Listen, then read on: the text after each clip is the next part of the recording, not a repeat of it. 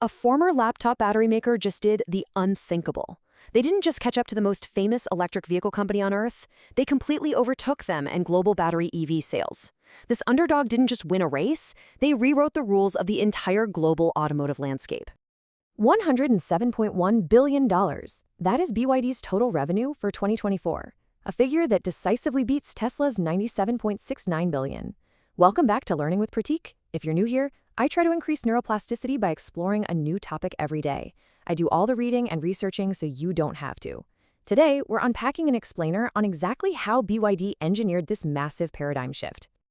Section 1. The New EV King. Section 2. Building the Dream. To truly grasp how this Chinese startup, which, by the way, started with a small family loan, now builds ultra-luxury supercars and commands a global empire of nearly 870,000 employees, well, we have to look at where it all started. The story begins with Wang Chuanfu. He was born in 1966 into a really poor family of 8 children in the inland province of Anhui. But Wang relentlessly propelled himself forward through education, eventually earning degrees in metallurgy. Then, in 1995, at just 29 years old, he founded BYD, which stands for Build Your Dreams. He did this using a $300,000 loan from his cousin. It was a massive, massive bet on battery technology. And it paid off. By 2008, Warren Buffett's Berkshire Hathaway saw the underlying potential and invested heavily.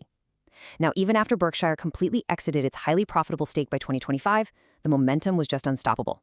Today, to put it into perspective, the company has scaled to a staggering 870,000 employees worldwide. Section 3. The Blade Battery Revolution. You see, for years, the automotive industry favored nickel-rich lithium-ion batteries. But BYD decided to go completely against the grain. They bet heavily on LFP chemistry. That's lithium iron phosphate. Now, LFP is prioritized for its superior thermal stability, its inherent safety, and its much lower cost. This singular, highly deliberate decision ultimately reshaped the entire electric vehicle market. It proved that affordable chemistry could actually yield world-class results. So what does this all mean for you, the consumer?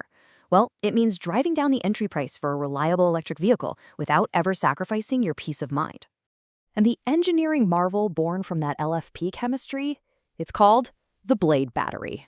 The newly announced Blade Battery 2.0 is designed to deliver over 1,000 kilometers of real-world range. But its defining characteristic is really its safety. BYD put it through the rigorous nail penetration test. They literally drove a nail right through the cell to prove it wouldn't catch fire or explode. It delivers unparalleled safety while keeping costs incredibly low simply because BYD controls the entire research and development process. Section 4. Mastering the Supply Chain. But here's the thing. A superior battery alone doesn't dethrone an industry giant. You need a strategy that totally insulates you from global disruptions. And this brings us to BYD's absolute obsession with vertical integration. They don't just assemble cars, they conquer the entire physical supply chain. They directly source their raw materials. They even manufacture their own essential IGBT semiconductor chips right in-house via BYD Semiconductor. This genius move shielded them from the global chip shortages that delayed the delivery of so many modern vehicles.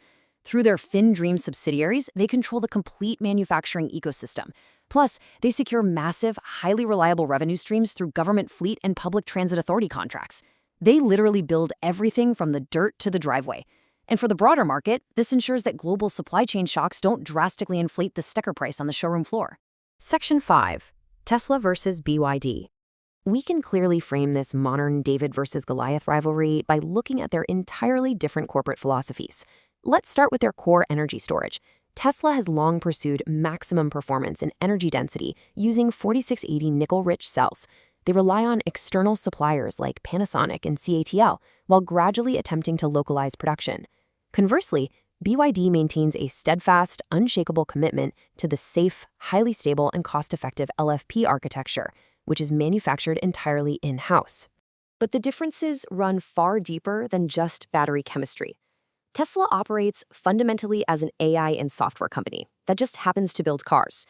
Their focus is completely on proprietary full self-driving, Dojo AI supercomputers, and maintaining a premium pricing strategy. BYD, however, operates as a massive industrial manufacturing titan. They focus on hardware mastery, aggressive mid-market reach, making their own chips, and rapid high-volume production. It is essentially a battle between Silicon Valley software and Shenzhen manufacturing. Section 6, the global expansion.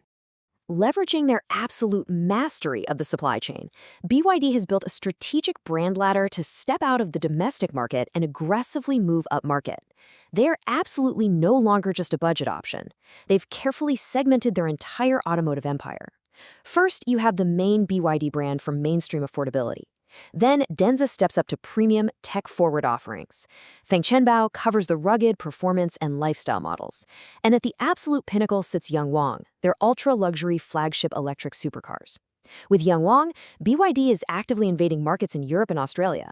They are aiming their sights directly at legacy elites like Ferrari, Porsche, and Bentley. All of this leaves us looking at an entirely rewritten global automotive landscape. Will BYD's aggressive multi-tiered strategy permanently displace legacy automakers? Let me know your thoughts in the comments below, especially if you have something particular in mind. Thanks for watching. Tomorrow, we open a different page. Until then, Pratik, out.